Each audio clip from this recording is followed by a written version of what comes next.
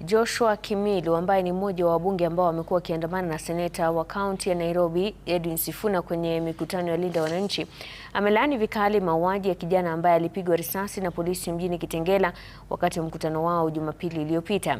Kimilu akizungumza na wanahabari amesema taifa la Kenya linaongozwa na katiba na demokrasia na ni kinyume cha sheria kwa wananchi kuvurugwa wanapoendesha mikutano ya amani.